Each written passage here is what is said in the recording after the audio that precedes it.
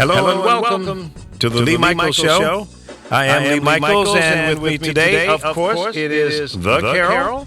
Good morning, Carol. How are you? A little sore. Good morning. A little sore? What'd you do? I don't have to do nothing. I think as you get older, you're just sore when you wake up. Oh. Or maybe your body gets stiff. I don't know. A lot of people won't admit it, but usually we wake up and we're sore. Well, what about the ants? Did you get the ants taken care of? I sat there all day till 2 o'clock, and I called down to the office and said, "Where's the exterminator?" "Oh, did you order it?" I said, "What do you mean did I order it?"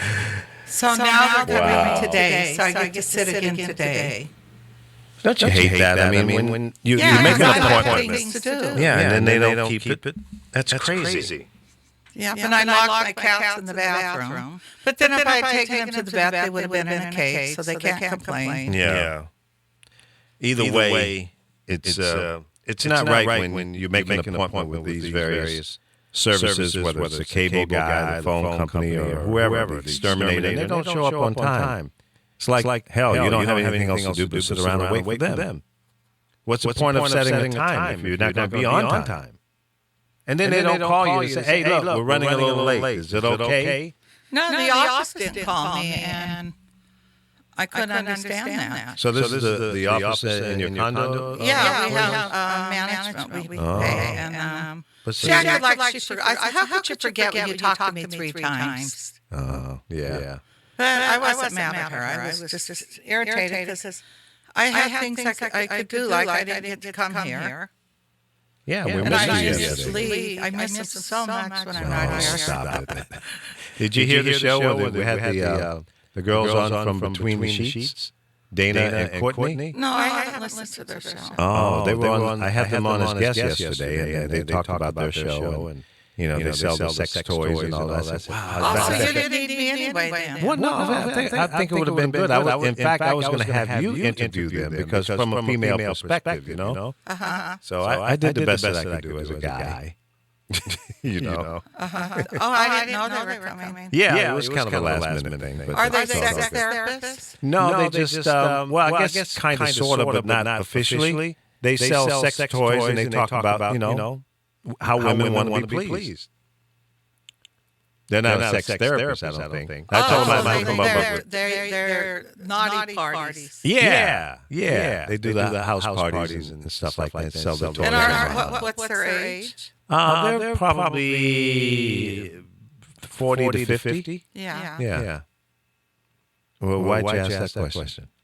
Just curious, because people always think it's only 20-year-olds that have sex. No, of course not. No. So were they interesting? Yeah, they're very interesting. Yeah, absolutely. Yeah, they came off fun and knowledgeable. And in fact, one of them, I think it was Courtney. Her mother has been selling sex toys for 50 years, and she's based out of Hawaii.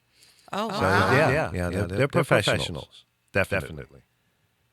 So is Spike Spy Boy. Did he call in? No, Spy Boy didn't call in. He would, because he always seems like he's sitting there with, never mind. But remember, he wasn't feeling good. Yeah, he's been a little under the weather. So, Spy Boy, I hope you're doing okay. Check in with us today. But anyway, tonight's a big night, the grand finale of the DNC. The problem might be a problem. They got some bad weather coming in. Am I on? I think I'm on. Yeah, you're on. You can't hear yourself? I can hear myself. Okay. Can I hear myself? Yeah. Can you hear me? Well, I wasn't sure if I was reading your lips. Were you in Zululand today? What's up? I know what we're going to talk about. Because I sat and listened to your friend Tammy. Yeah. Oh, my God. And I'm sorry what Trump did yesterday. He should be arrested because if Obama did that. Or anybody. Yeah, they would be in jail. And what she's talking about is Donald Trump said something to the effect that he thinks Russia should tap into her email, into the DNC and email, and blah, blah, blah, blah, blah. I mean, that's encouraging the enemy to do something against your country.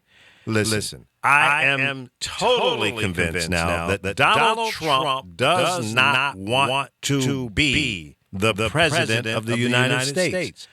He keeps putting both feet into his mouth. He'll take one foot forward, one step forward, and 3 steps backwards. What does that mean? It means you're trying to destroy your campaign. He can't be serious about this stuff. I think that he has gone much further in this whole campaign process than he ever dreamed of. I truly believe that. Well, I just think even if he's trying to be the president, he thinks he's on a reality show because somebody that was on the show, I'm trying to think who it was, said he was a terrible person. I just seen that yesterday, and I can't remember who it was. But I just think he's making a joke of our country. But anybody else, if Obama had said what he said, Obama, they would be impeaching him. That's treason. That's a spy. Yep.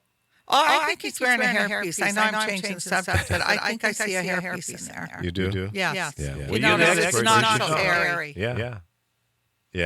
It's interesting. Well, you know, Donald Trump is Donald. I think he's self-centered, self-serving, even selfish. It's all about him and his custom-made children, cosmetically created. Because those kids cannot be that nice-looking and handsome if they're associated with him. So they've been under the blade. Well, the mother wasn't real pretty. The first mother, Ivanka. Yeah. She used to be kind of, I shouldn't say, kind of homely. But when she did some enhancements, she looked better. I like her, though. I don't dislike her. My favorite wife of his was Marla Maples. Or was she even his wife? Yeah, she was. I really like her. I don't think she likes him. I think that's why they're not married. She found out the other side. If I had to go to bed with him every night. Hey, honey, aren't you going to be out of town tonight? Why don't you get on your jet and go to Bora Bora? I mean, because could you imagine what he looks like? The hairpiece is sitting in the bathroom. Washes the fake tan off. Yeah, pretty disgusting. You're right. I agree with you 100%. I mean, that's not nice to me, but it's the truth. Yeah. But I want to see if they arrest him. I'm sorry. He's a spy as far as I'm concerned. Yeah. They're not going to. And I think he thinks it was okay. Well, you know what? They're covering up his statement by saying it was just a joke. They can't cover it up because he blatantly was honest. It wasn't a joke. Did you see the text from, I think he and his son saying that Obama patronized his speech? That he stole parts of Trump's speech. Is his son and them dreaming? Where was that at? It was a tweet. Let me pull it up here. It was a Twitter message from his son. Did you go in and answer it for him? No. You know what? I wouldn't even waste my time to even. I don't even subscribe to his tweets. That's how much I think of Donald Trump. I don't. I can't take this clown serious. Oh, I see it now. He says he was being sarcastic. Give me a break. He was telling the truth, and now he's scared. Yep. But see, this is how he works. He throws stuff out there and gets people to talk about it. That's free publicity. He knows how to work it. But Donald, you can do that without being stupid, making crazy, concocted, just nutball whack job statements because it destroys your credibility. You can do that 50 other ways. Whoever is handling his media and media consultant in there ought to be shot as well. Now, if they all agree that this is a good strategy, you know what, hey, Donald, put me on your payroll, dog. Let me help you out. If you want to destroy yourself, I can help you with that. I can come up with some more creative stuff than what you're coming up with. If you really want to end this campaign, you want to lose, call me. I got your back. Unbelievable. This guy is off the chain. Yeah, people vote for him just because you feel you don't want Hillary in. That's terrible. Well, and I've had a number of conversations with friends and colleagues, and a lot of people saying they can't vote for him, but they don't particularly care for Hillary, but they'll vote for her because she's the lesser of the two evils. But you know what?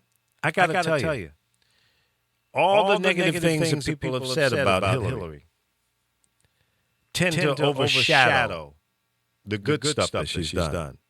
And according to Bill and according to our president, she's done some incredibly good stuff. Incredible. A lot of good stuff. But see, people don't sing those songs. They sing the ugly songs and show the ugly in people, but you never hear the good stuff. And that's a shame. That's the society we live in now, and it's unfortunate. But we love doom and gloom, negativity, and everything that comes along with it. But when the good stuff is out there, you don't see it. Folks, I did not shave today, and I apologize. He needs a haircut, I need a haircut. I'm going today. I promise you, I'm going to go get a haircut. In fact, I'm going to probably try to take Jesse T. Jesse, if you're listening, you need to get your butt down here early today, like 12:30. We're going to go down and see my boy Marty and both of us need to put our head in the pencil sharpener and put a point on it. If not, we're going to have to hire the Carol. Carol, can you hook us up? I don't barber anymore. Oh. I could have at one time. Come on. No, I don't even have my clippers. I haven't did it in a long time. I'll go get you some clippers. If you wanted me to put some hair on you, I could. No. Look at all that hair. You'd be up here about 6 months trying to fix this. I don't think I could fix that. And that circle in the back, see, I would just draw that in. See, no hope. I'm going to cut it all off. That's what I'm going to do. What do you think, Carol? No, I think you should just cut it like you did last time. I think if you cut it off, I wouldn't shave your hair. No? I probably got a funny shaped head. I'm not sure. No, I don't know. You might look good with a shave. Try on a bald cap and see. A bald cap. I don't know. So did you hear about the older couple where they trusted their grandson with their house and they're being evicted? He got them to sign over papers and saying he would handle everything, and he was taking loans out on it and turned around and didn't make the payments. So one day he came and got them, pretended he wanted to take them for a drive, and he had people there looking at the house. I guess he lost the house or whatever. Oh, boy. So now they're being evicted. They have to be out in 60 days. People are trying to raise money and hope they can buy the house back. Where is this located? I think it's out in the valley. I can look and see. Oh, it's here in California, yeah. Yeah, I think it's in California. Oh, what a shame. What a jackass.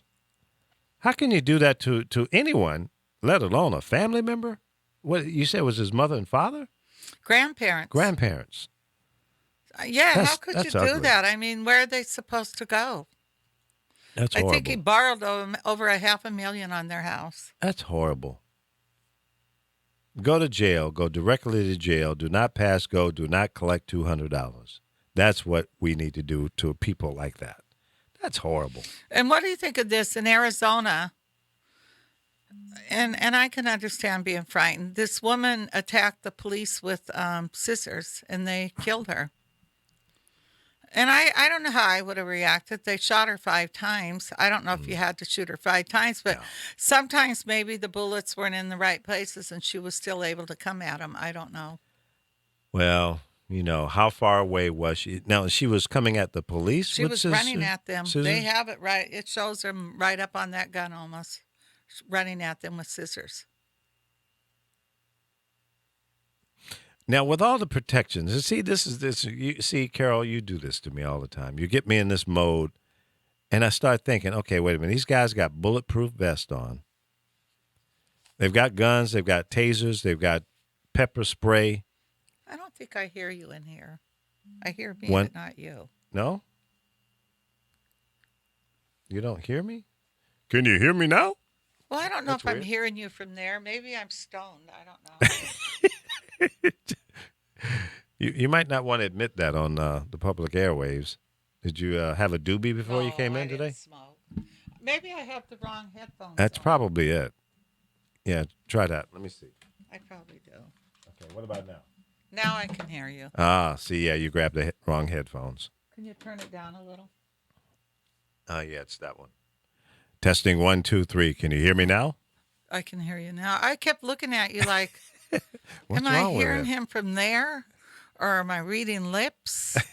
I couldn't figure out what I was doing. Okay, But now I hear you. Yeah. I can hear me too. good. That's a good thing. How do you sound? I sound like Carol. That's funny because I did keep looking at you like, am I hearing things? Is he in here? Yeah, you're hearing me not through the headphones, but in the world itself. Yeah. Man, look at my hair today. What's up with that? It I'm needs looking to- like it needs to Howdy be- Doody. It needs to be cut. I know.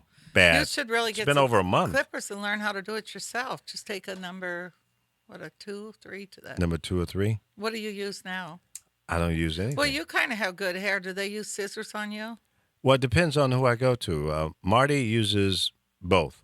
He'll use the clippers first, and then he'll come back and, even it out. So he uses the clippers on the side, not the top. Top as well. Oh, he does. Yeah.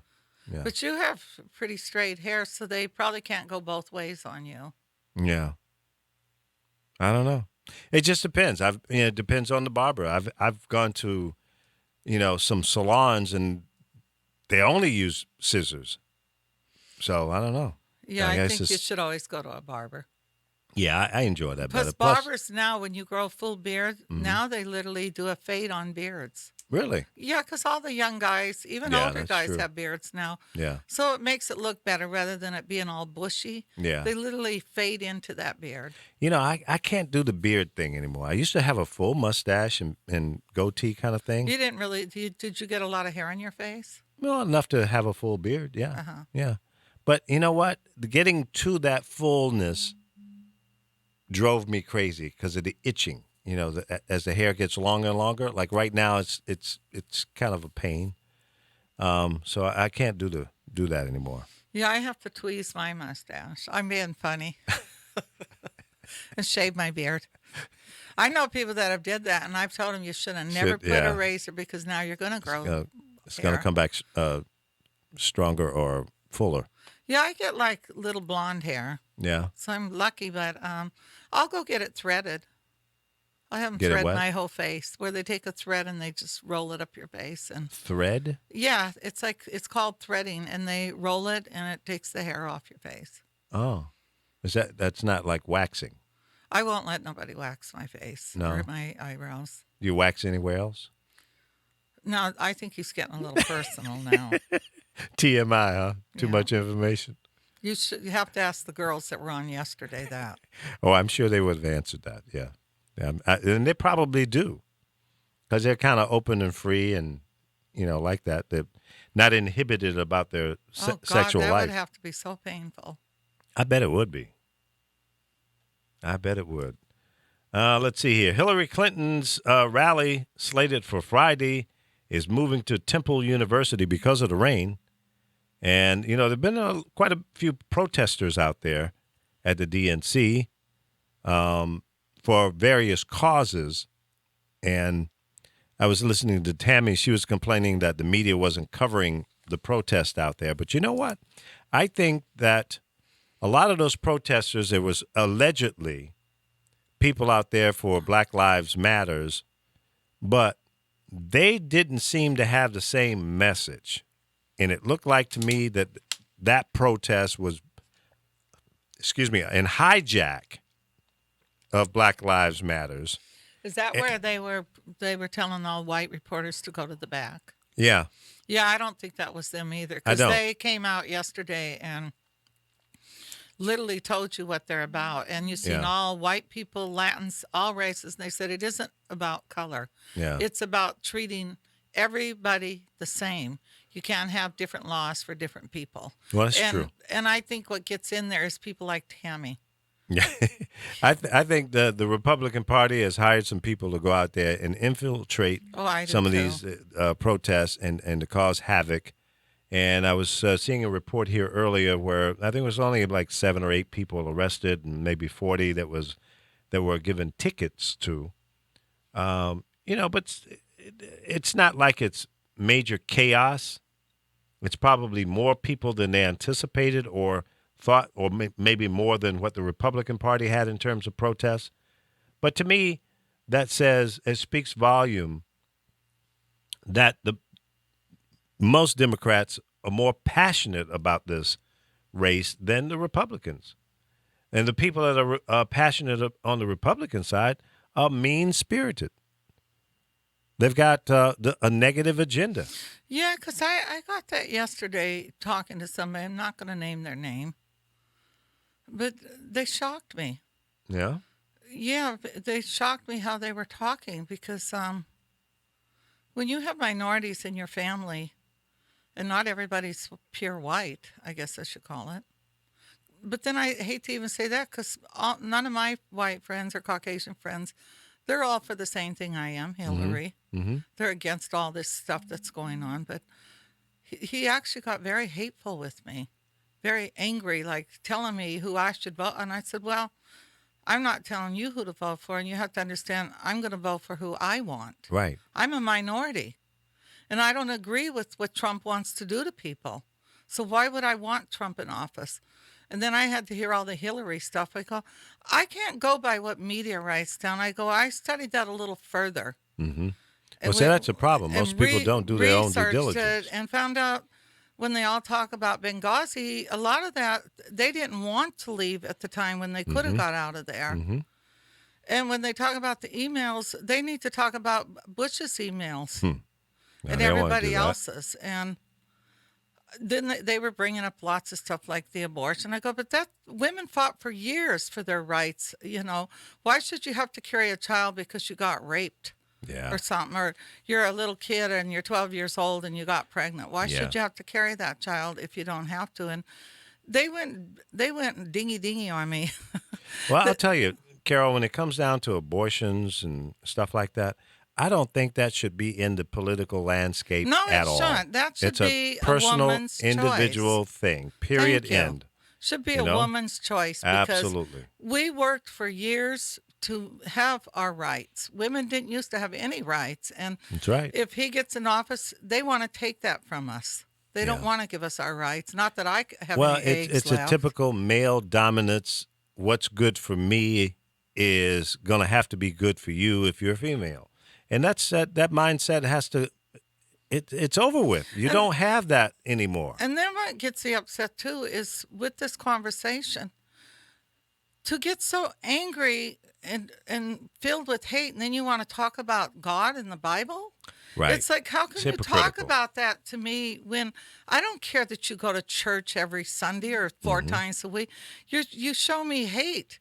God doesn't hate. God made all people. And if we all did our DNA, we'd probably find out we have a little of everything in us. Because if there's only 2 people that started the world, then how did all these mixtures come in? Exactly. Just curious.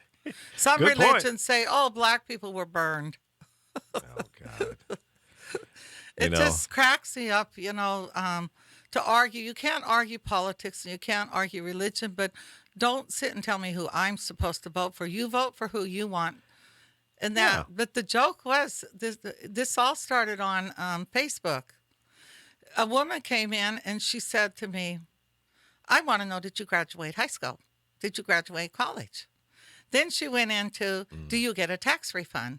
Do you believe in God? And she asked me these silly questions. I came back at her and I told her I've had my own business for years. And yes, I believe in God, but I don't believe in God the way a lot of Christians believe in it. And I'm not saying all Christians, I'm saying some. Because he didn't teach us to hate.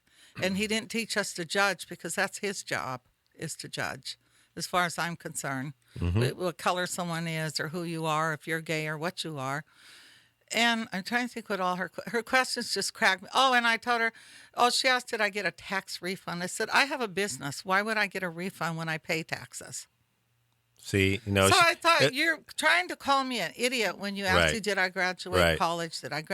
What has that got to do? Most businesses that run a business sometimes are ran by people like me that didn't have all the education, but we have more common sense. Yeah, well, see, that's that elitist talking down their nose attitude at people, and that's a shame. You know, Well, as my dad used to say, Carol, a little bit of knowledge is a dangerous thing, see, and that's what she represents. I don't like being around anybody that hates. I mean, I have people of color that hate just as bad as these people. That's true. That will say the same things to me about Caucasian, and I go, I don't want to hear that. You're living in this big fancy house and I'm sure your followers aren't people of color, because they're not, because I've been to the shows, but it just cracks me up. Don't blame other people if your child decides to go out and rob a bank or kill someone. You can't blame another race. You have to blame your own child. It has nothing to do with race. Yeah. And I get that a lot from people. So I'm just one of these in-between people, but I do know I'm a minority. And I do know I have to stand for someone like Hillary with Sanders and all those people, because they're going to make sure that things change. And if they don't, then I guess we were all fooled. Well, you know, it's the landscape of America in terms of the makeup of Black, white, Latino, Asians, whatever. It's rapidly changing.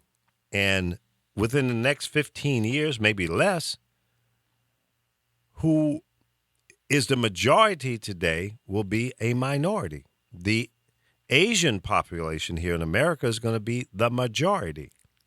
So blacks, Latinos, white people, we're all going to be second, third, or fourth to the Asians. See, I don't agree with you there. I think it's going to be mixed. Everybody's going to be it is going to be mixed, but the majority of the population, they're predicting based on the number of Asians that are coming into women, America. You don't usually see the young ones with an Asian man. You could take 10 of them, and you'll see 8 of them with a man of color or a white guy. I don't think they're looking at it from that perspective, but see, you're I right. am. But you're right. But I'm talking about the population growth from new people coming into the country.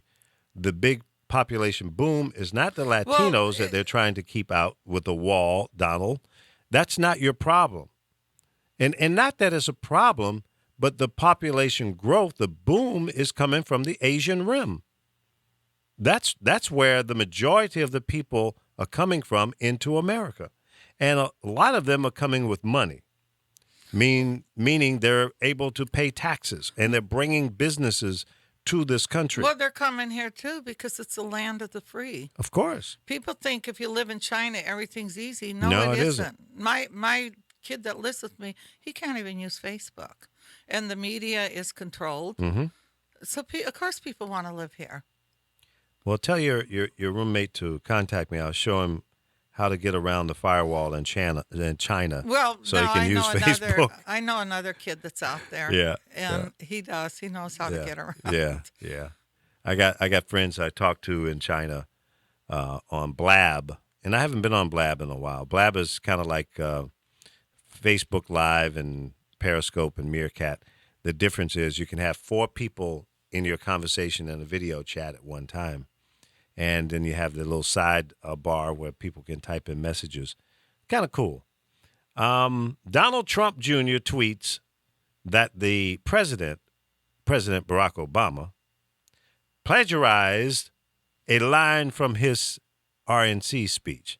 Donald Trump Jr., please, go sit next to your daddy and y'all look at each other and have a conversation, because we don't want to hear that bovine that you're spewing. And if you think that's a joke, then you're about as dumb as your daddy. I said it, and I'm not taking it back. Well, too, they got all the animal activist people not liking him either. Oh, Lord, if they get Peter on him, it's over. Well, they've already got all that. He kills to just take a tail. I mean, why you got to kill a beautiful animal? That's not bothering. Because you're sick. That's why when I hear an animal gets someone, it don't bother me, because look what you do to them. Yeah. Do you see that video of the lady in... Well, she was stupid. Yeah, that was... Why would her daughter get out like that? Was she fighting was her husband? I don't know. I think they were fighting. It looked like there was some kind of husband, and confrontation. She jumped out. And the tiger, came up and grabbed and pulled her away. Did you watch this part? Then the mother gets out, and the father's already... Did you see him run for the car? He wasn't trying to help nobody. No. And the second lady that got out, I don't know if it was the mother or the mother. Well, they killed her. Then Well, did you see how it a second grabbed her? lion. Oh yeah, second lion came over and took her in the woods and had lunch. That's crazy. Why would you? Now they're driving through a live habitat with these type of animals, and I'm sure there's signs, and they were instructed not to get out of the damn car. For some reason, this woman got out of her side, the passenger side, came around to the driver's side of the car. Well, I assume it may have been the opposite, because they have the wheel on the other side in some countries. But be that as it may, she gets out, goes around the side of the car to the other side, and she's having a conversation. It looks like there may have been an argument of some kind, because her body language was kind of intense. And then all of a sudden, this lion comes up and just paws her and grabs her and pulls her away. Then a male jumped out, and then a female jumped out. You're saying it's the mom. So the mom mother didn't make it, because a second tiger grabbed her and killed her. Mauled her to death. Yeah, what part of this don't you guys understand? These are wild animals, and you're on their turf. You invaded where they live. So first thing they're going to do is say, hey, you're wrong. You're on my property. I just know the animal people are very mad, and I'm one of them. Yeah. I mean, why would Well, I you tell you kill what. to take his tail? If Donald Trump jumps on animal rights and start abusing animals in any kind of way, it's over, because PETA will jump into his colon and it'll be over. And then I'll tell you another group you don't want to mess with, Donald. Code Pink. You know about Code Pink? No. These are women, they wear pink, and they will terrorize you. Are those the Mary Kay women? No. Well, some of them might be. Yeah. But they'll go into meetings, conferences, speeches. They'll even go on the congressional floor and cause havoc. And they'll dress up normal, and they'll bring in signs. And when they're ready to make a move on you, they'll take off this layer of clothes, and they got their pink outfits on and everything, and they'll bust out the signs, and it's over then. It's over. They're like friendly terrorists. They'll terrorize your meeting. and hey, look, they're not evil. They don't fight back. And most of the time when they're being lifted up, carried away, they're smiling. There's like, mission accomplished. We got a message out there. So Code Pink and PETA, Donald Trump, you want to stay away from them. Otherwise, that's your AZZ, because they will be on you like hornets. Bernie Sanders tells Michigan delegate Democrats at the National Convention that Donald Trump is the most dangerous candidate to run for president in modern history. And you know what? Bernie, you're right. He is dangerous. With all the rhetoric, with all the crazy stuff that comes out of his mouth, he is dangerous. And what's more dangerous is people believe him. Especially when you ask another country to spy on somebody in that big an office running for president. Nuts. I'm sorry, he should be arrested, because if it was Obama, they'd be impeaching him today. Wow. And anybody that thinks it's okay what he said, there's something wrong with you. It is. It is. He is a dangerous man to himself and to this country. Donald Trump Jr., please. You guys don't have an original word in your body, and you can say someone plagiarized your speech? Right. I think Obama's one of the best speakers around. That's what I liked about him before I agree. he was president. I agree. He is a very suave, smooth, and he delivers a great speech. Now, the master storyteller is definitely Bill Clinton. Bill, whether he was reading off of a teleprompter or not, the way he laid out the relationship between him and his wife was an incredible, engaging, and compelling story. I was leaning into my computer in awe listening to the way he was telling the story. See, now, I'm a broadcaster, and I listen to words and voice inflection and how a message is delivered. So to my trained ear, this guy, Bill Clinton, when it comes to speeches, he is the cat's meow. He is the master storyteller. There are few, if any, better. And he does it with such a natural feeling. I don't feel like it's rehearsed. And it just comes, he's just rolling, just telling that story. It's amazing. Few people have that ability. You want to call it a talent, ability, knack, whatever you want to call it. Few people have that. There's something really funny that just came up. It said Trump was caught quietly while he's running for office and talking all this crap about immigrants. Mm-hmm. How he was applying for foreign workers' visas to staff his hotel. He applied for 75. Isn't that something? 78 visa waivers. But he just doesn't want anybody in this country. Hypocrisy. But that happens a lot with wealthy people. Yep. They'll talk all the crap, but you'll go to their houses and who's in there working for them? You like Chipotle? You go there? No, I don't like Chipotle. No? No, my son did. I don't like it. I like it. They're planning to open a burger restaurant in Lancaster, but Ohio. they've had some problems with them. Pull them up, yes. I'll pull it up. I'll get you some garbage on them. Some garbage, huh? Yep.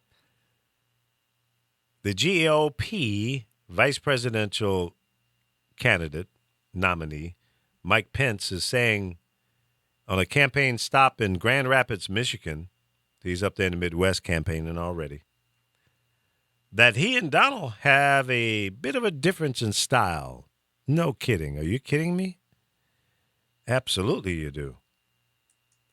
And unfortunately, Mike, I don't think you're going to end up being the VP. Nice guy. I think you mean well. You're a little far on the right for me, but you're not as wacky as a lot of them. But I don't think you're going to have that opportunity. Not this time. It's going to be bad weather in Philly, so I think those protesters, if you don't have raincoats and hip boots, you might want to keep your ace at home because it's going to be wet. It's that same storm that's blown through the Midwest. Chicago got slammed. In fact, there's a big outdoor concert that's supposed to be there, and they're wondering whether that'll be postponed or not in Chicago. So the Midwest and the East Coast is getting wet. But the show must go on. The Democratic convention will happen, rain or shine. But any of that outdoor activity will probably be almost shut down. Now, Uber. Well, I don't know. Are they expecting floods? Yeah, it's real heavy rain. Yeah, flash floods. Uber announced a feature that allows businesses to pay for clients' rides, even if the customer doesn't have an app. So if I want to have a meeting with you, Carol, and I want to make sure that you get there, I can contact Uber, have them pick you up at your location, bring you to me. They've always done that. No, but no, this is something new. Oh, because my son has paid from his sent for me. Yeah. Just goes on his account. They give him the address. You've always been able to basically do that. Yeah, well, I've had that to happen too, but I needed an app. But now you don't need the app. No, I didn't have an app. You didn't have an app? No, he had an app, and he just sent it to that location. I don't know why they're making a big deal. It's a big announcement here. Well, I think they're a little greedy. Greedy? Yeah, I mean, Why? they are now starting where they deliver stuff, and they knock people. They're knocking the taxi people out, people that have had businesses for years, the small business. But that's business. That's competition. I think a lot of things that are happening, they get greedier and greedier. It's competition. And they look at every way they can to do this. Well, you have FedEx, you have the U.S. Postal Service, you have DHL, you have a lot of delivery they'll services. figure out. Well, FedEx is ridiculously high. Yeah, well, they all are. They're They'll all figure pricey. out a way to knock everybody out. They're smart business people. Mm-hmm. Well, that's competition. But I mean, no, they don't it's really like have if a I problem. had an account and you didn't, I can put it on my account to pick you up wherever you're at. Yeah. It just goes on mine. Yeah. Apparently, they've done something different here. It's, I guess, it's aimed at the business market, and that's kind of cool. I don't mind that. Maybe That's a they're good setting idea. it up to where it can be a write-off. No, I don't think. I think that's a tax issue. That would have to be negotiated with the. Well, most Internal businesses, revenue. it'd be like me if I wanted to, and say I have a client that comes to the airport and I have Uber pick her up, I'm going to write it off. Mm-hmm. It's part of my business. Oh yeah, it's a business. So I'm expense. sure it's being set up like that. Yeah. Getting back to Chipotle, they had major problems because people were getting salmonella. Yeah. And I think they weren't serving some things they should have been. They were in a lot of trouble last year. Well, they got it cleaned up now, Caused though, their right? stock to go down. I don't eat there. I'm not crazy about it. I like it. I I think don't it's mind a it. lot of college kids that like it. Yeah.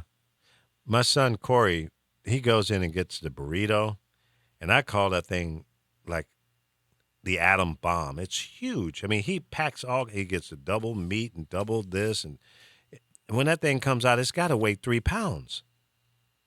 I'm going, Corey, you can't eat it. Oh, yes, I can. Well, you shouldn't. Take it easy, buddy. He's going to the doctor today as a follow-up with his surgeon. 2 weeks ago, Tuesday, was it? I think He had so. surgery on his neck where they fused together C6 and C7. Was it Tuesday? I think it was a Tuesday. Oh. Yeah, 2 I'm weeks trying to ago think this when you past came Tuesday. back. Yeah.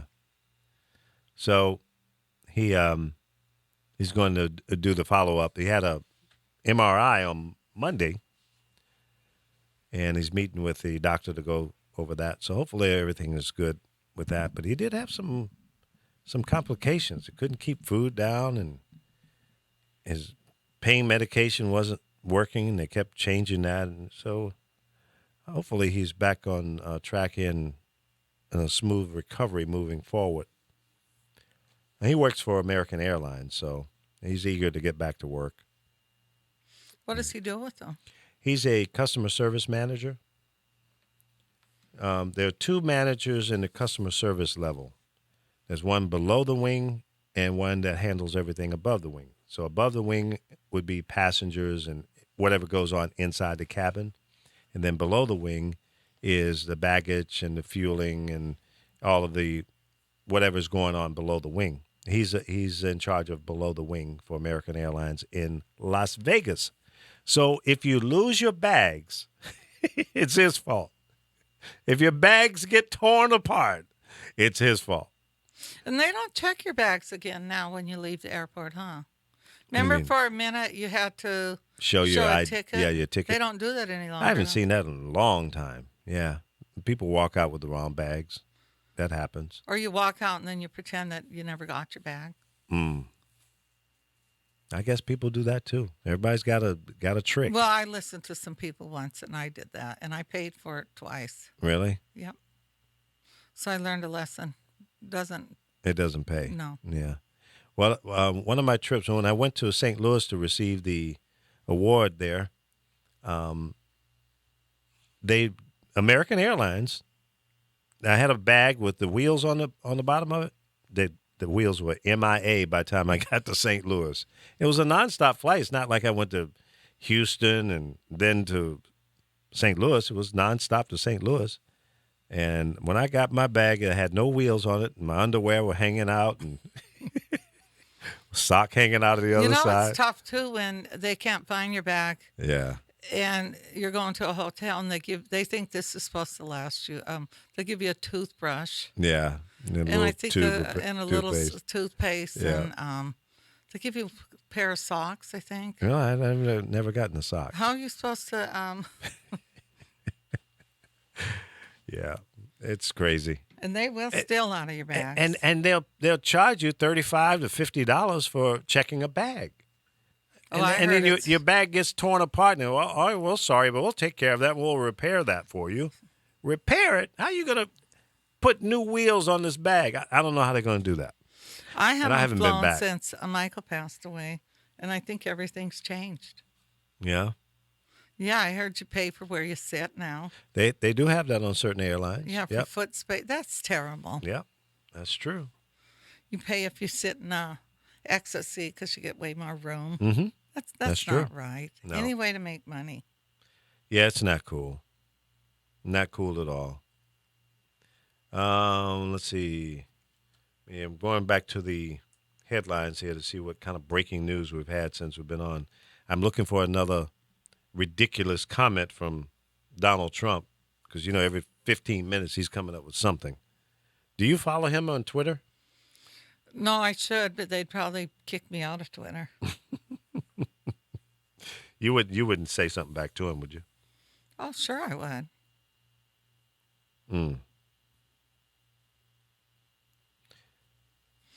Listen to this one. Libertarian presidential candidate Gary Johnson says on CNN, former GOP Republican presidential candidate Mitt Romney is considering endorsing the Libertarian ticket. Wow. Whoa. Who's he going to endorse? The Libertarian Party. Who's running on that? Gary Johnson. But he's not going to win. No, but you know what, though? What happens here? See, this is... Is Mitt Romney the one that made that comment? Who made that comment yesterday or day before? That black people should not be so upset because they were well-fed when they were slaves. That wasn't Mitt. Who said that? That was horrible. Yeah, that was real stupid. That was a bonehead I don't know why they're complaining. No, it wasn't Mitt, though. Because they were well-fed and they had a roof over their head. No, that was Giuliani. I think that's I don't think it was him that said that. The mayor of New York? I have to look that one up. But I did hear that. Someone else. No, Mitt Romney is the guy that ran for the presidency against Obama in the second term and lost. So what does he think he's going to beat Hillary? No, I think what they're saying is they hate the Republican Party and Donald Trump so much now that they would rather endorse Gary Johnson, who has no chance in hell.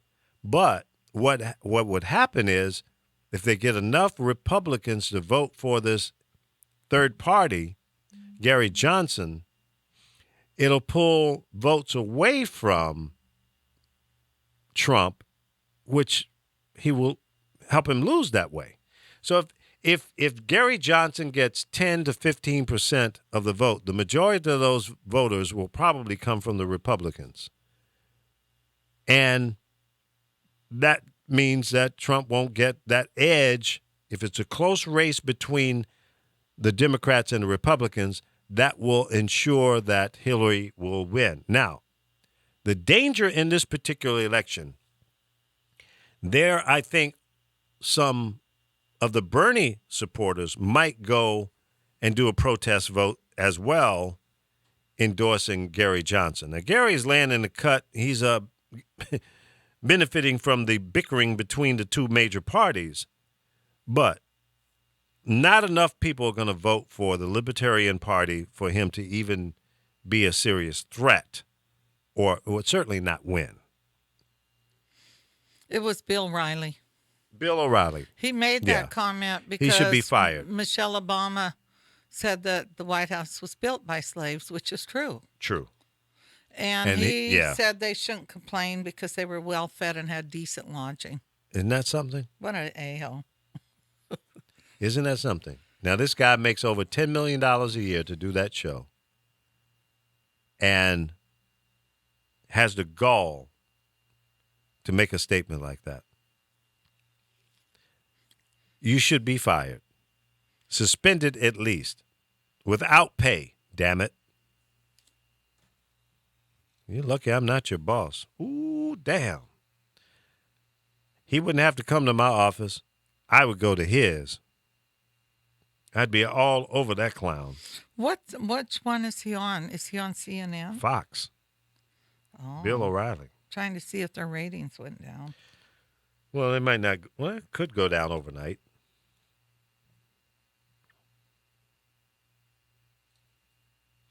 New York Jets confirms that they have signed quarterback Ryan Fitzpatrick to a new contract.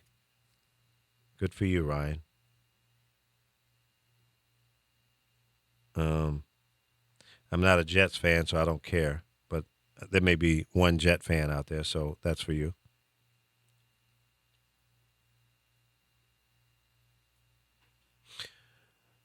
Not much else is happening. Fox is big followers, though, aren't they, of Trump? Oh, yeah. Yeah. That's definitely a conservative-leaning They probably wouldn't talk let him network. go. They probably cheered him on. They might have, but that's such a vile statement and so disrespectful towards what slavery was all about or towards slaves. And who are you to say that they were well taken care of and sheltered? Who gives you the right to pass judgment on that, to even have a say in that? You're wrong. They were slaves. How well fed were they? What were their living conditions? They were slaves, jackass. Well, that's where a lot of soul food comes from, is how they fed them. They didn't give them the turnip. They gave them the leaves. So that's where greens came in, if you study go back on it. That's right. So, no, they weren't well fed. They gave them the parts of something they didn't want to eat. Crumbs from the table, the slop. Because it wasn't just them. It was Irish people, too, that came over here as subservients, where it was like basically they were paying their way, but they never were free. Mm-hmm. So it's very wrong for him to have said that. The National Hurricane Center is saying that is a 20% chance a storm forming off of Leeward Islands will become a tropical cyclone in the next 48 hours. You ever been through a hurricane? Who, me? Mm-hmm. No. No? I wouldn't want to. I'll tell you what, I'll take a hurricane over earthquake any day. Any day. You know why? Because you get a warning. You have 2 weeks. You know it's coming. In 3 days before it hits landfall, yeah, but you can get the hell out of there. The storm picks up speed, and they don't expect that, because that's that's happened true. In New Orleans, if I'm correct. And it can turn around. It can. So you had many people get killed then and lose everything they owned. Because they stay. But you've got plenty of time to get out of town. I can be in a foreign country before a hurricane hits. If you read up on that one, they didn't expect it. Well, I don't know. No. That was a Category 4, a Category 5, well before it hit landfall. And they told them, hey, this ain't going to be nice. This is going to be ugly. I was under the impression Katrina? that they didn't expect it to be as bad as it was. And well, some people downplay it. It went places it wasn't supposed to go. I've ridden out hurricanes before. It's like earthquakes can happen anywhere. When people are sitting here waiting on one, it could happen in New York. That's true. I was in Chicago in my office one day and had an earthquake there, and it broke the window in my office. Have you been in a big one? Have you been here when we had the big ones? I was up in the Bay Area when that one hit. Yep. I was about 80 miles north of it. I was up in northern Marin County, and the epicenter was south of San Francisco. But where I lived, I was at my house, getting ready to sit down to watch the World Series? And I had a little toy poodle, and he was jumping around, losing his damn mind. They know. They can Scuffy, feel it. what's wrong with his name was Scuffy. He was jumping up on the sofa and up on the back of the sofa, then jumping down and running around. Cause he never would do that. Whenever I would go and get on the sofa and to watch TV or whatever, he would always come up and get next to me or in my lap. But he wouldn't sit still. And then all of a sudden, the TV went out. The signal just went to static. Then I heard a rumbling. Then the house began to shake. That's what's scary. And my wife at the time and her cousin and I think my daughter Sarah were up behind the house where we live. There was an open space and a hill that went up behind the house. That hill must have been 500 feet or better. And they were up at the top of the hill. And when I looked out of the window, I see them sliding down the hill on their butts because they were freaking out. They didn't know what was going on. So the chandelier in the house was swinging, and I'm going, wow, this is crazy. So that was the roughest one that I've been in. And then there was one when I was living here in L.A., had just gotten out of bed, and I think it was in the bathroom, and it was like a boom. And I thought somebody had thrown a cinder block or something at the front door. That's what it sounded like. And then after that boom, it was a real hard left to right shake. So I went through that one.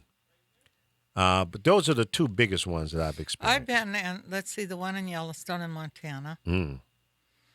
And then two big ones out here. Mm-hmm. And I don't want to be alone when the next one comes. I don't want to be around.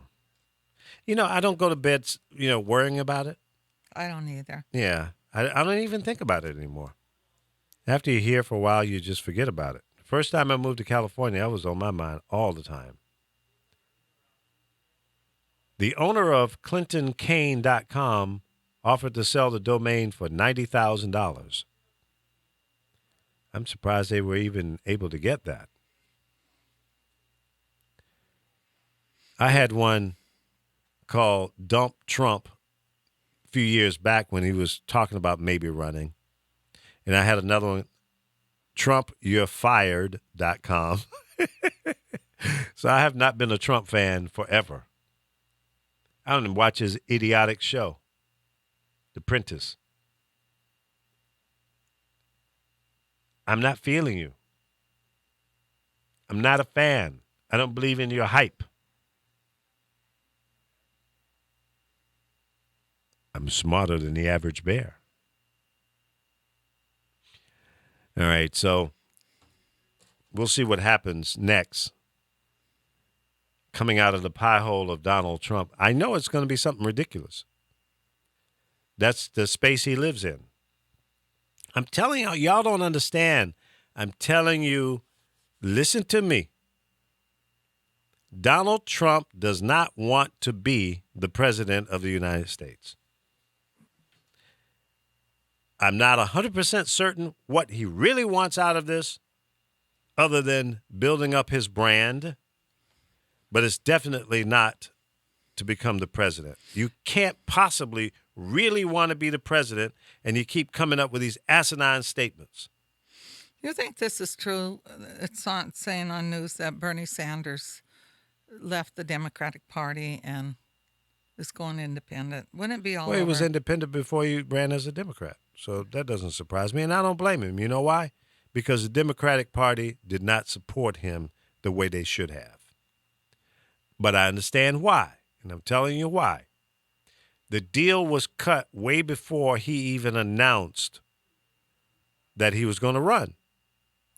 And they never thought that he would be able to win 22 states. He surprised everyone.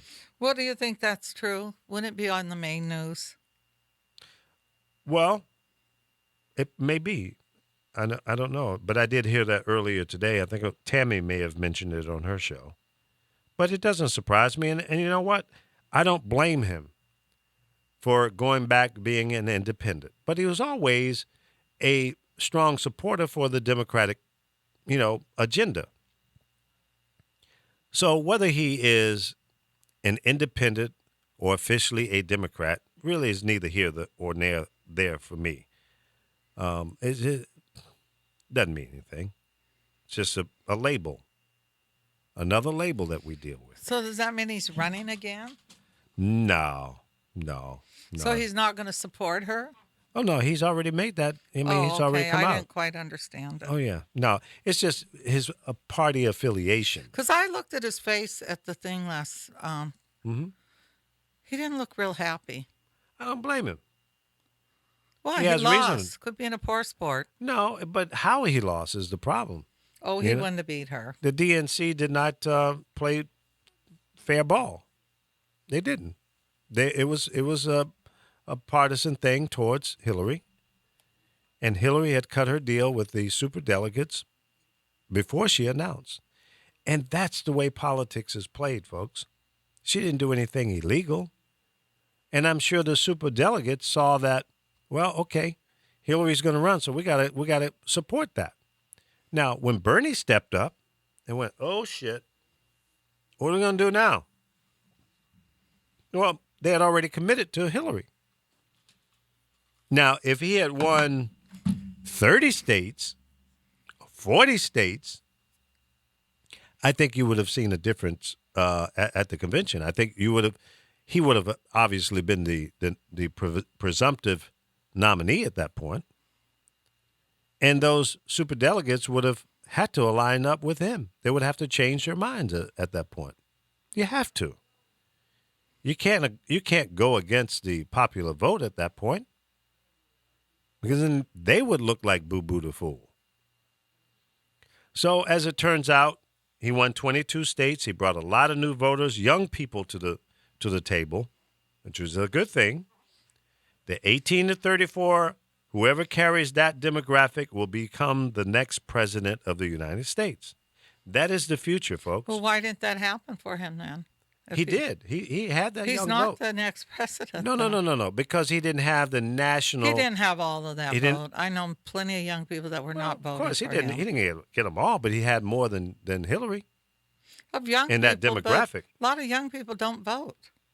Well, the ones that were participating in the process, those are the only ones that count. The ones that don't show up to the polls, they're irrelevant. They don't matter. And they need to get engaged. They need to put the pipe down, put down the controller to the video game, put your phone down unless you're reading something that's about the political landscape that we live in. Pay attention to what's going on. Be a part of the process as opposed to sitting there being stupid. Wake up, young people. Yeah, I'm an old, fuddy-duddy, gray-haired man, but I was your age once upon a time. I know what you're thinking. I know the distractions that you're going through. I get it. But this is a wake-up call. You got to get up, step up, and be engaged. Now, there are a lot of young people out there doing stuff. And this whole movement with moving your money to black banks came from young people. It didn't come from me or you, Carol. It came from young people, the rappers. Killer Mike, one of the rapper guys, he's been publicly out there telling people this is what they need to do. Now, here's the only problem I have with that whole concept. You put your money in any bank, black bank, white bank, it doesn't matter. If they're going to provide you with a reciprocal, if I put my money in your bank, can I come and get financial services from you with respect to the level that I'm giving you my money? So if I'm putting my money into a black bank, can I go there and get a car loan? Can I get a loan for my business or mortgage? Now, if it's going to be a two-way street, then damn right, do it. Makes sense. Because the more money a bank gets, the more money they can go to the Federal Reserve and get loans or money. They leverage that amount of money, whatever they have in their account. So it's got to work both ways. They can't just sit there and build up their assets and not recycle that back into the community that's supporting them. So as long as it's working that way, cool in the gang. Cool in the gang. Now, one bank, I think it was in Atlanta, were bombarded with new deposits. Black people and white people. So that's good. It's helping that bank to grow its money asset. It's base that they can go to the Federal Reserve and say, okay, my bank used to have, $500 million in it. Now I've got 1.5 trillion or billion, not trillion, but billion. I'm a $1 billion bank now. So they can borrow money at a low interest rate from the Federal Reserve and leverage that money. I'm going to bring a banking expert on and really carve through that whole process. So you need to know exactly how that banking industry works. On the surface, it may seem to be one thing, but in the background, it could be a whole different animal. All right, I'm going to take a break here. Wet my whistle. Come back on the other side. We'll talk about some things. 424-227-9461 is the number to call in to be a part of the show. 424-227-9461. If you're watching us on Facebook, the number is right there on the page, or on YouTube. The number stays there on the page, so no problem. If you're listening to us from our website, thank you. 424-227-9461 is the number to call in to be a part of the show. And the big night is tonight. Hillary Clinton will address the convention and accept the nomination for the Democratic Party to be the next president of the United States. It's going to be fun. I think that the Democratic convention, not because I support Democrats, I think it's been more entertaining, more informative, less divisive, bringing the party and the country together. We'll talk about that when we come back. The Lee Michaels Show on thepowerofvoices.com. We'll be right back.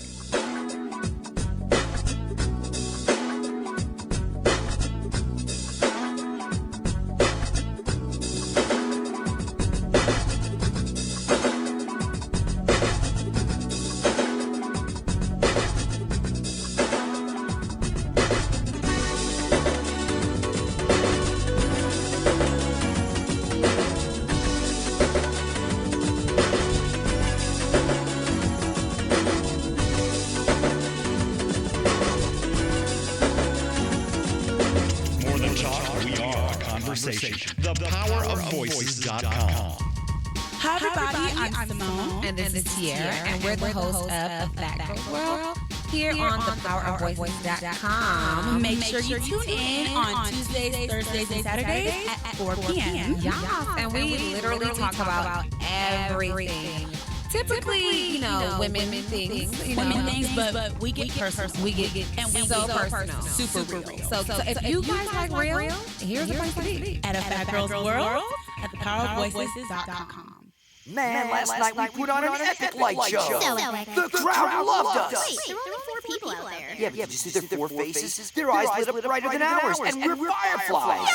And we're gonna be out here rocking out our light show at a forest near you. So come check us out. Check us out. Whether you're rocking their world or they're rocking yours, some memories never fade. Come alive with the forest. Visit discovertheforest.org to find a forest near you. Brought to you by the U.S. Forest Service and the Ad Council. Would your business survive a disaster? Nearly two-thirds of businesses aren't prepared for an emergency, and 40% of businesses that experience a disaster never recover. Make an emergency plan now before it's too late. For a free online tool that helps you develop an emergency plan to keep your business up and running should disaster strike, visit ready.gov/business. Brought to you by the Federal Emergency Management Agency, the American Red Cross, and the Ad Council. Hi, I'm Layla Ali. I might be undefeated in professional boxing, but there's one problem I can't fight alone: childhood hunger. 17 million kids in America struggle with it.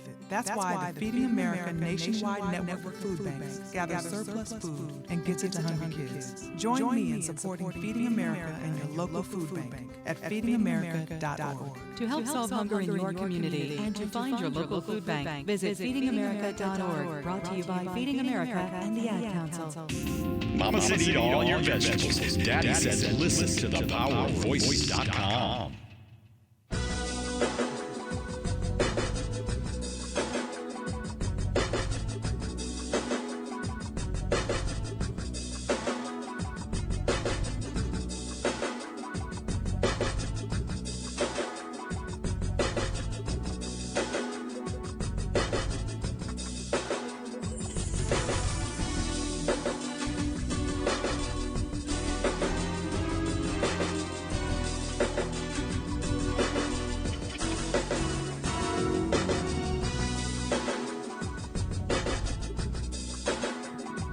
Welcome back to the Lee Michaels Show on the PowerOfVoices.com. We are live Monday through Friday, 10 a.m. to noon Pacific time. Thank you so much for listening, and share the show.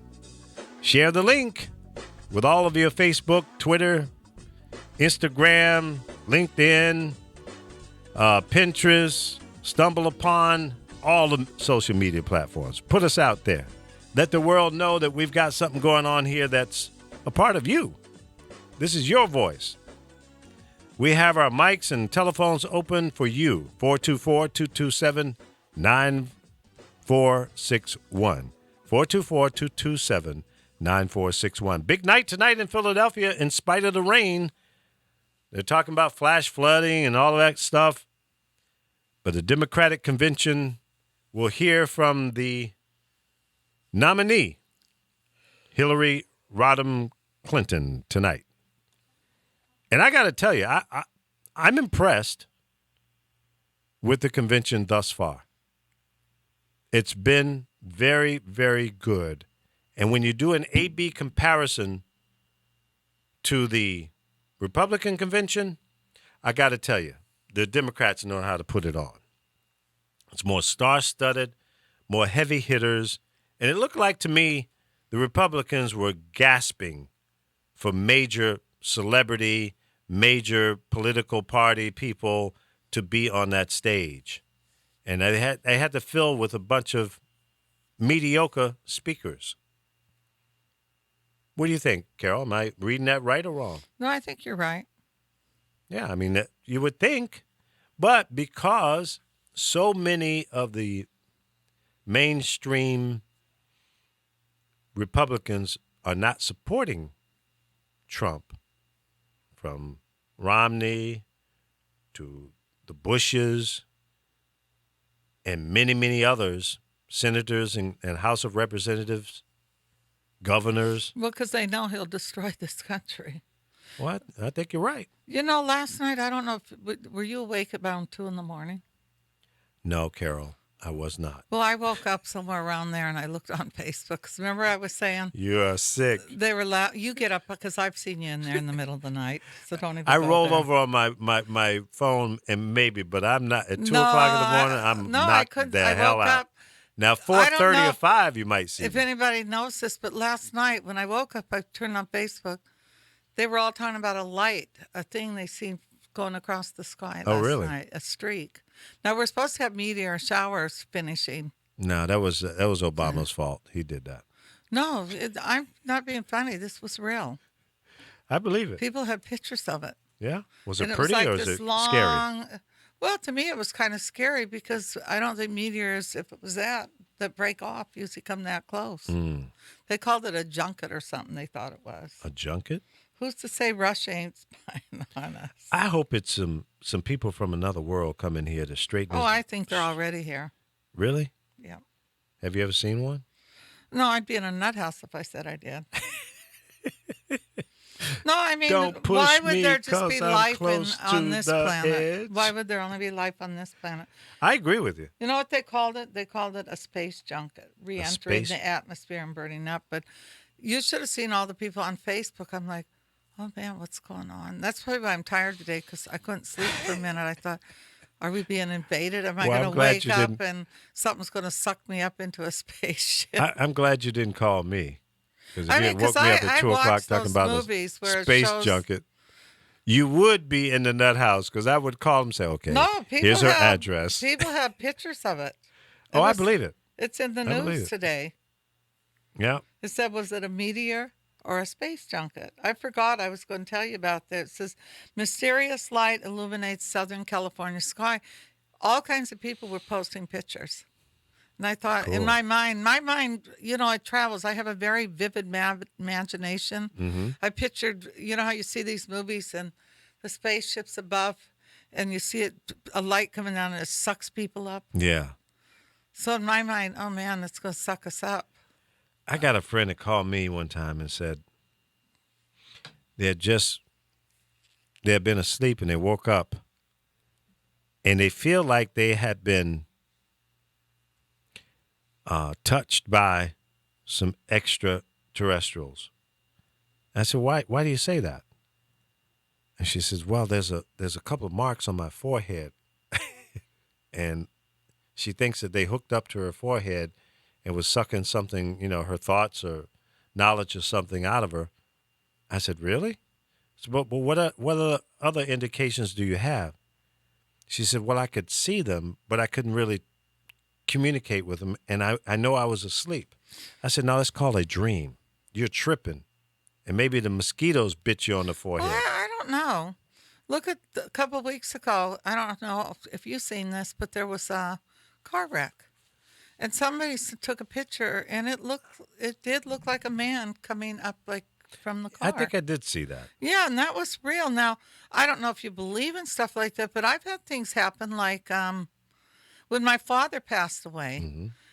My father was a drunk, an alcoholic, and he wasn't the nicest person. He was good looking, though. Yeah. And you look like your dad? People say I do. Okay. A female version. Mm-hmm. But I remember he had called me and never ever called me and wanted some money. But then he got real sick, and he was in a coma, and they were driving him through the mountains to get him to this other hospital. Okay. And I swear on this, I could bring this girl on that will tell you the story, and she was my roommate. And I didn't say nothing, but I felt something come through the house, and it was like you could feel it when it opened the door and that. Mm. When morning came and I got up, I didn't say nothing. And she got up and she came in the kitchen and she said, I know you're not going to believe me, but something came in here last night. Really? And it was funny because at that time when that happened, I thought my father just died. Mm. And he did die. So at that point, you didn't know he had died? No, but he must have, when he was in the coma, he must have left his body and came through there because, this isn't somebody that's sitting here stoned or wired, and I wasn't wired. This is a true story. And we're going to make her do a breathalyzer. You can because I'm sure people have lots of stories because when my mom died, remember I told you she had a favorite blue chair? Mm-hmm. But when she died, I came back there because she died having a baby. And because I moved out very young because I didn't like living there. Mm-hmm. Maybe around 13, 14. I didn't really stay at the house. I moved in with the town whore, the teenage whore, her family. So we have to hear more about that story at some point. I moved back home, and I would get up with the baby to make a bottle because, of course, I couldn't nurse it because I wasn't the mother, so I didn't have milk. Mm-hmm. So I would get up, and I'm telling you, I would feel this coldness every time I'd have to walk past that living room. I would feel like something was sitting in that chair, and it was so cold. Mm.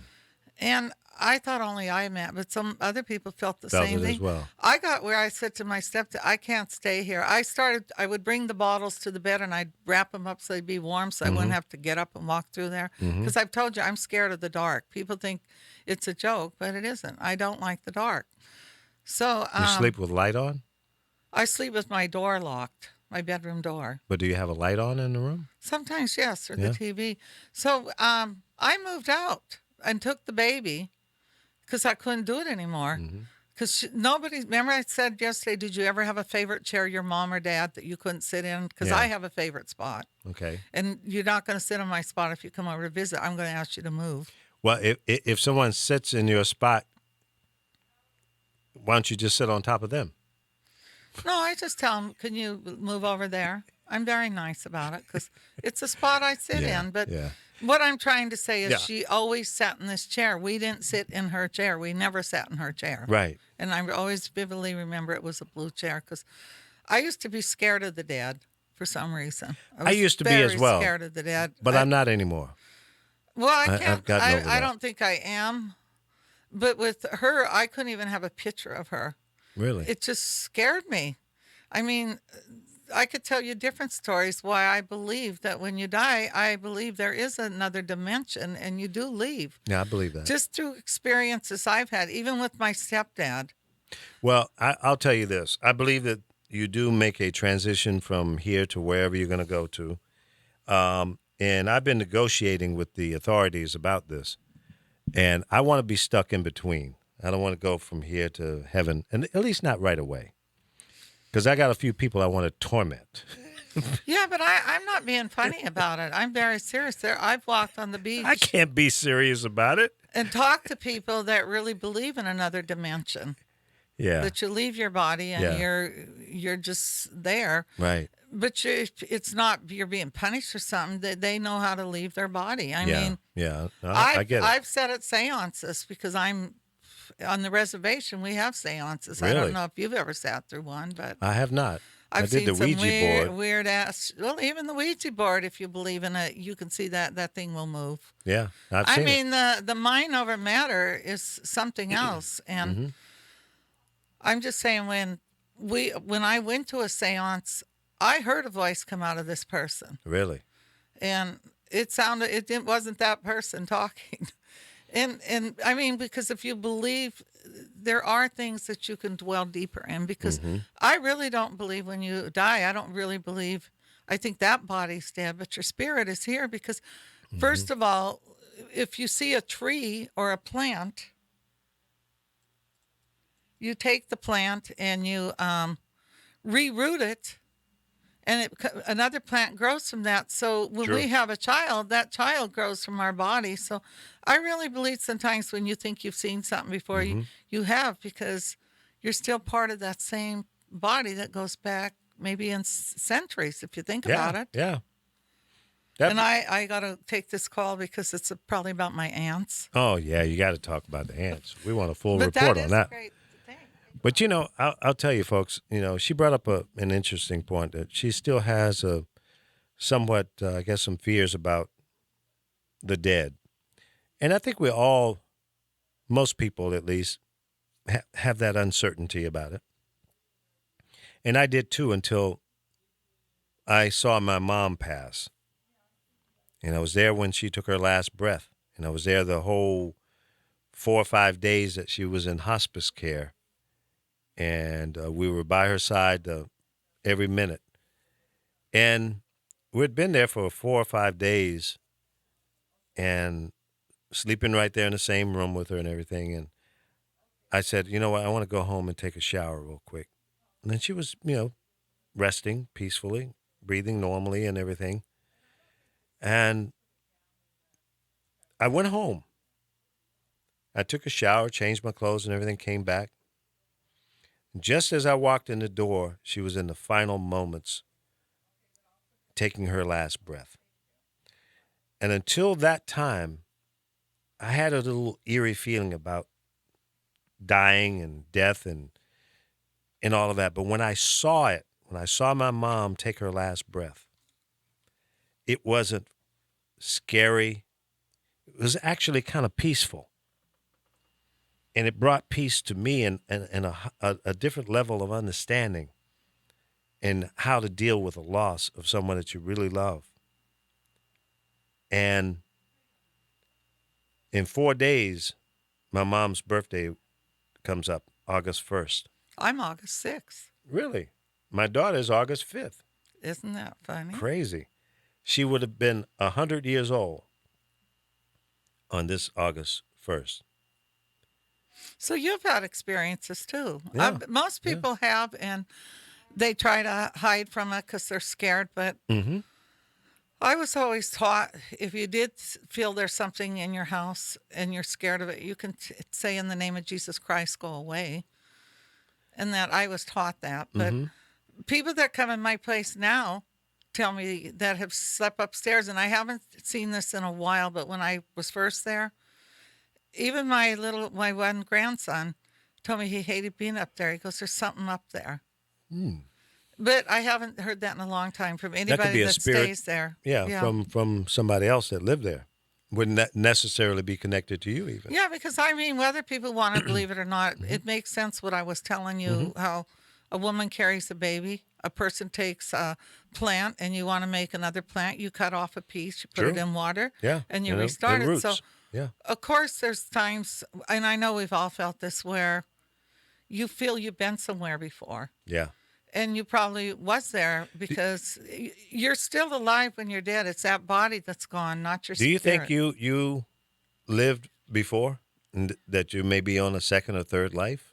Do you believe in that? Yeah, I do. Do you? Yes, I do, because I have ancestors. Mm-hmm. So if each person, that baby came from their body, Yeah. that's just another seed coming from it. So Right. of course, it just grows and grows and grows. It's like a tree. They can cut the main tree down, Yeah. but there's still pieces of that tree that they rerouted. Yeah. Because That's true. where I come from, when we do plants, we don't go to all the fancy gardening places. We literally take one plant, cut something off, cut a piece off. Yeah. Put and it root in water, root it, and Yeah. then plant it. But here That's right. in California, I don't see them do that as much as we do in Montana. Mm-hmm. So that's always been my philosophy, that's why we feel things, because you can't, we're not dead. You can't be, because you're still growing. There's still things So happening. what do you think you were in the life before this one? Well, I think I was a person. Yeah. I don't think I was an animal, because Were you an American Indian? I don't know. Yeah. I don't know what I was. That's why I'm saying that, well, everything comes from the beginning, a man and a woman, Adam Right. and Eve. Yeah. I mean, if you believe in that. Mm-hmm. So, it's just a lot of things I could tell you. I guess I'm very superstitious, very superstitious. There's Well, I would things say. I won't do. Uh-huh. Like Like I what? won't, I won't walk in front of somebody, and if I do, I have to say, excuse me. I don't like putting my purse on the floor, Your what? my purse. Oh, yeah. A lot. You know what? I don't walk, if I'm walking and there's a pole, I don't walk in. I stay and I walk The other in side. front of it. I don't go to the other side. Now, I don't split the pole. What's the problem in putting your purse on the floor? Well, my kids have always told me, I'm growing up, they always are superstitious that it's bad luck.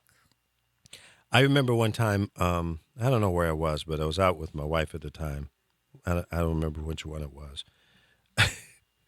But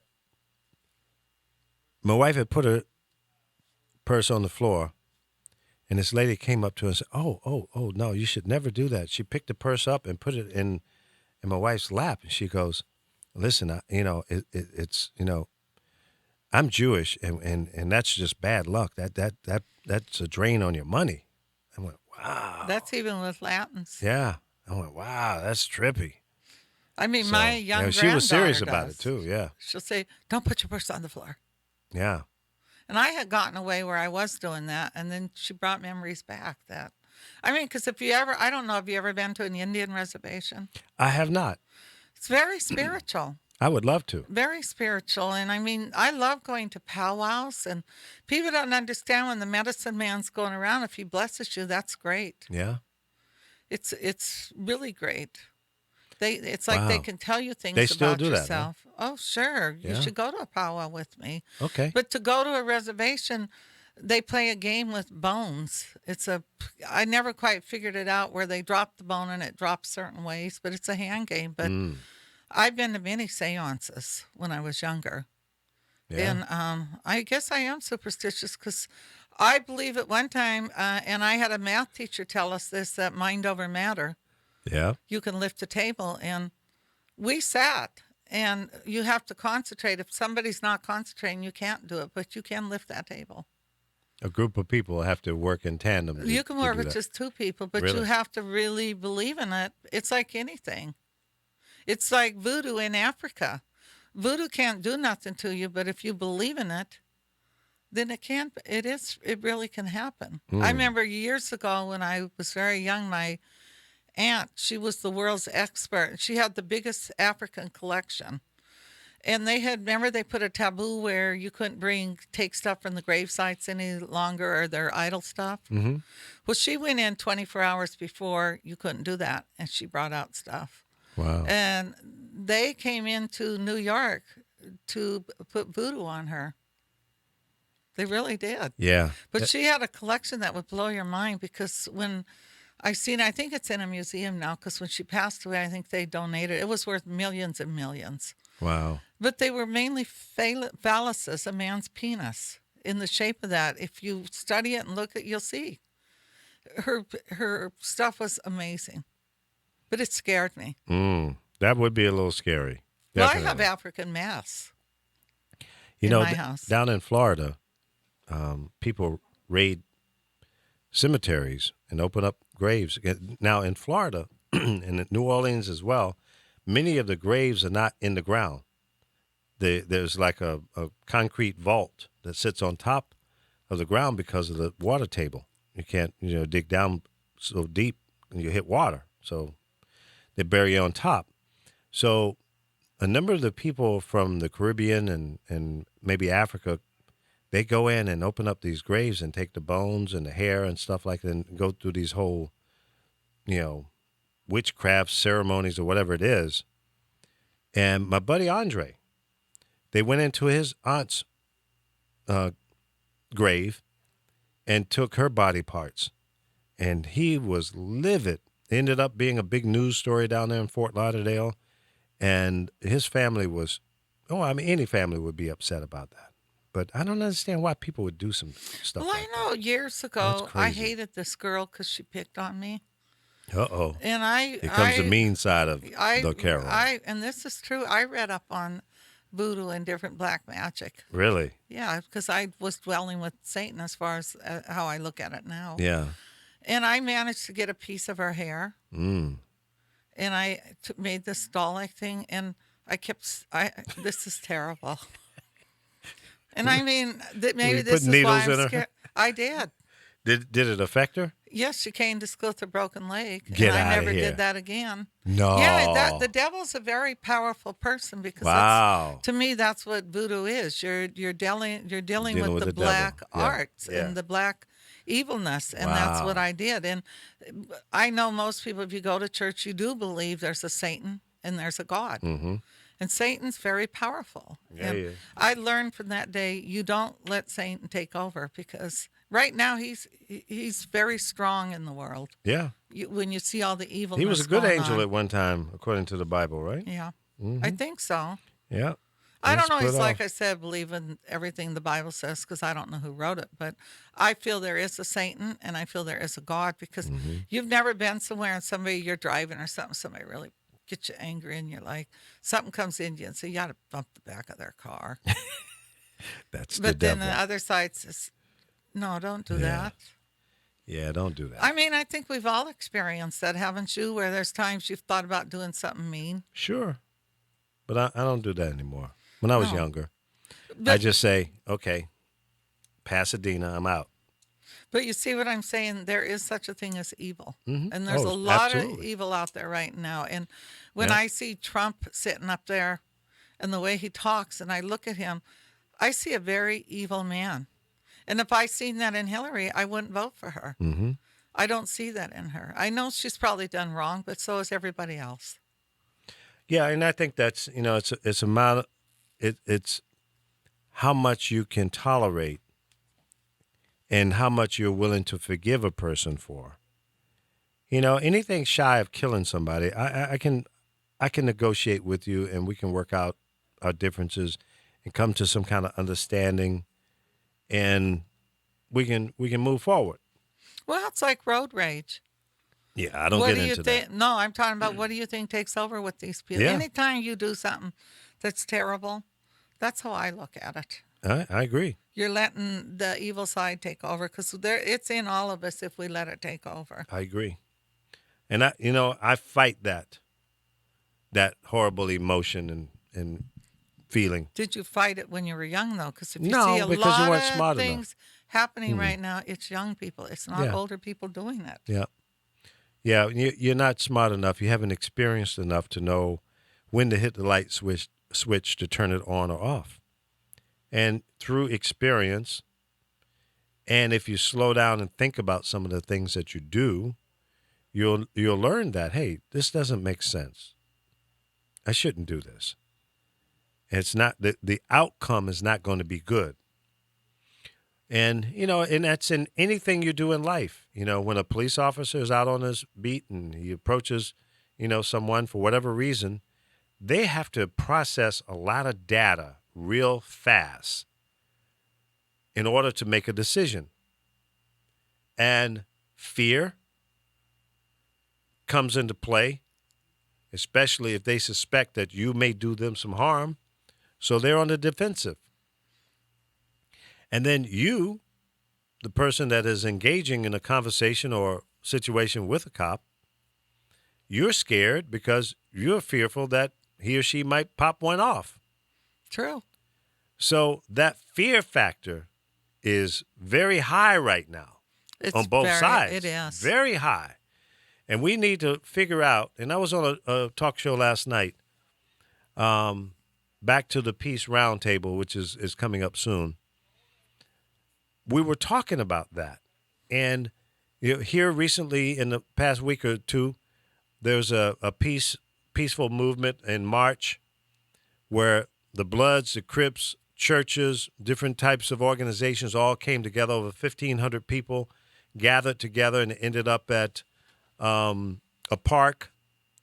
And no fighting. It was all about peace and coming together. So if you can get the Bloods and the Crips to come together in a park and talk about the issues and the cops be there and you're talking about it, that's historic. That's a great beginning, but that has to continue. You can't have one event and think that, okay, we have solved the problems. You have to do that on a continuous basis because things change all the time. New situations come up, and it's about building relationships. Everything you do in your life is based on some kind of relationship. Before I knew Carol, we had to develop a relationship before we could go further. We had to have some respect and camaraderie and understanding, some conversation, so that she can get a chance to know me, I get a chance to know her. We know what our strengths and weaknesses are, and we know how we can work together one way or the other. Same thing with a plumber or an electrician, a locksmith, a doctor, your barber, your hairdresser. You build relationships. We say, well, Carol, why do you go to that lady to get your hair all flossed up? Well, I've been going there for 20 years. That's my girl. I like her work. I trust her. She's always done a great job. She's dependable. That's called relationships. But if you have this wall up and you never engage in conversation, you'll never have an understanding. You will never get to know each other. When I grew up, there were officers that walked the beat. Downtown Norfolk, there were two cops walking together, and they would go into various retail outlets, and everybody knew them. Sometimes it was a black cop and a white cop. Sometimes it was two cops that were white or two cops that were black. They knew the community, and the community knew them. Hey, Officer Jones, how you doing today? Oh, I'm doing good. How you doing? I'm all right. All right, stay out of trouble. Okay, no problem. You know, you got to know each other. And I remember kids that got in trouble. They did something stupid. I mean, you know, like you go in somebody's backyard and take some peaches. That was trouble back in my day. Or raid a garden. Yeah. You know, you go to the watermelon patch and you take Farmer John's watermelon. You tear run up their off whole with, garden after they've grown it. Yeah, that was the kind of mischief that was in my era. Yeah, and then somebody probably did a little shoplifting and stuff like that. But you know, you would know the cops, and they would come up to you and say, "Hey, you know anything about that watermelon raid last night?" "Nah, man, I wasn't there." "Will you let me know? You know, I think you know something about that." I said, "No, sir. I don't know nothing about that." Okay, and if I did, I'd let you know. All right, cool. Talk to you later. So it was about a relationship. When I worked in the little grocery store in Lindenwood, there was a little part in Norfolk where I lived and grew up, one of the two areas, Roberts Park and Lindenwood is where I grew up. Now, I worked at Faison's grocery store, which was maybe 25 feet deep and maybe 14 or 15 feet wide. Small little neighborhood grocery store. Mr. Faison, that owned the store, lived directly across the street from our house. The store was on the opposite side of the road that went down on the other side of our houses. So when I was 14, 15 years old, I got a job there. So everybody that came into the store, I ended up knowing them. And back in those days, a young guy like me, when one of the elderly neighbors came in to buy some kerosene oil for their furnace, they would ask you to bring that 5-gallon can of fuel to their home. So, young kid, I'd grab that can and walk it over to their house. And they would say, do you mind pouring it into the tank? No problem. I'd pour the kerosene into the tank and put the tank outside and say, thank you, have a nice day. And they'd flip you a dime or a quarter or something like that. So everybody knew each other. You knew the postman. You knew the dog catcher, the garbage man, the grocery store guy, the doctor that everybody used, Dr. Douglas. His father was the high school principal at Booker T. Washington High School. They lived down the street from us. Behind me, directly behind my house, my junior high school principal lived there. So it was a kind of neighborhood that everybody knew each other. If you worked for the post office or down at the naval base, or you worked at the base over in Portsmouth, you worked in the school system, you were an accountant, a doctor, a lawyer, everybody knew each other. We don't have those kind of neighborhoods anymore. You don't know your neighbor's first name, let alone their last name. In most cases, even in an apartment complex, you don't know who your neighbors are. You say, hello, good morning, and you keep on walking down the hallway to the elevator. That's right. Right?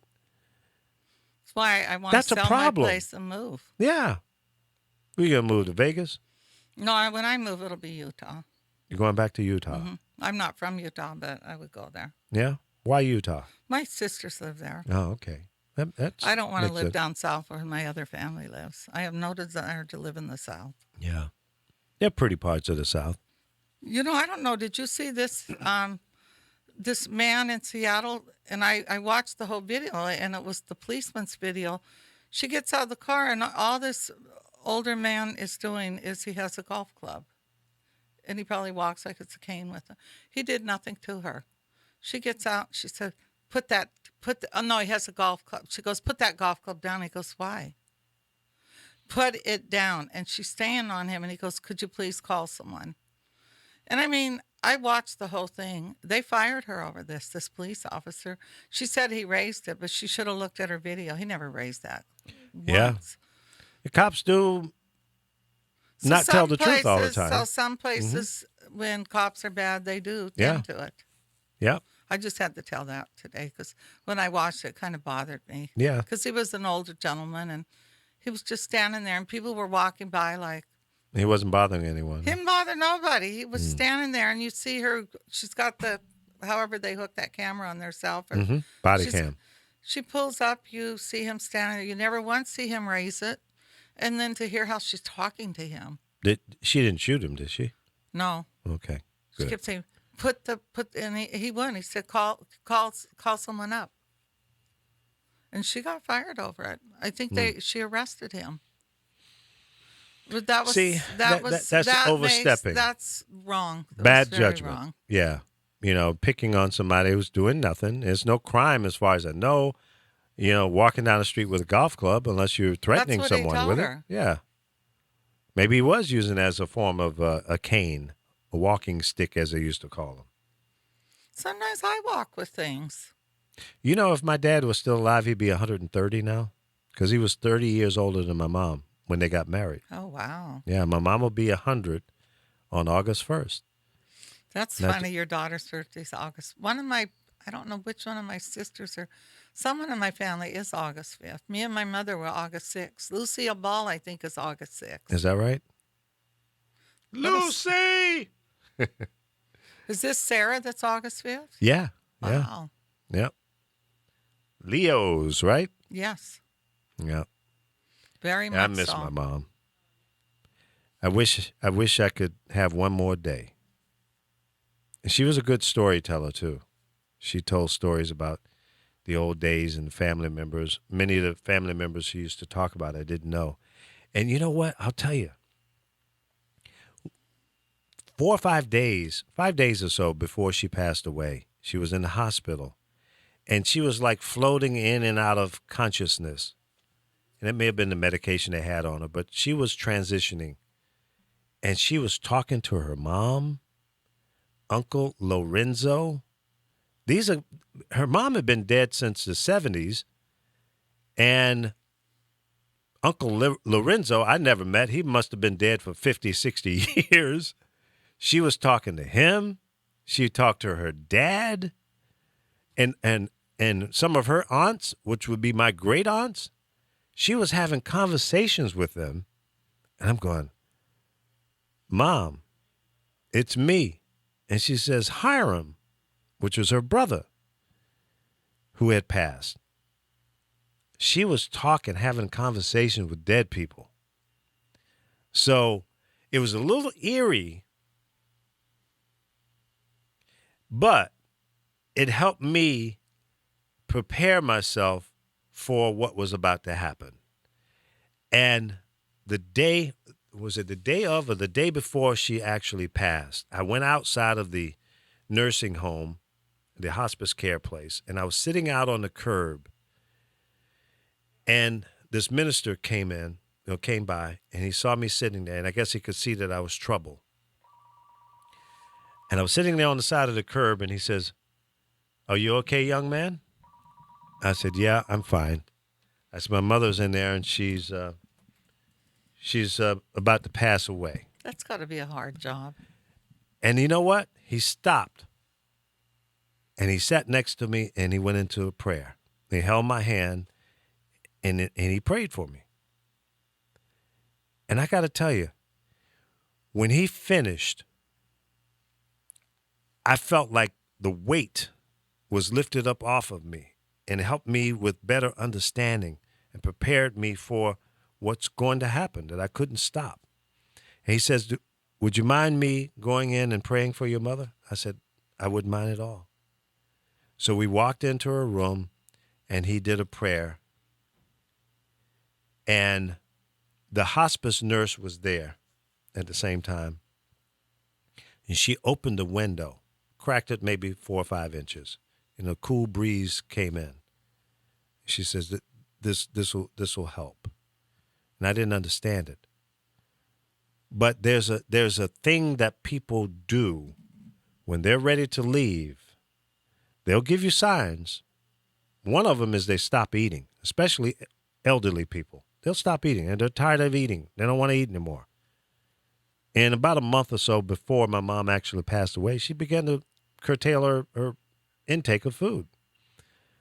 All right, before we get out of here, we got a call here. Welcome to the Lee Michaels Show. Who do we have? Hey, Lee, this is Pat from Tennessee. How you doing? Good, Pat. Welcome to the show. Is your first-time caller? Yes, sir. Yes, sir. I've been watching your live streams on YouTube over the last couple of days. Been enjoying them. Well, thank you. Appreciate that. Welcome to the Lee Michaels Show on the Power of Voices.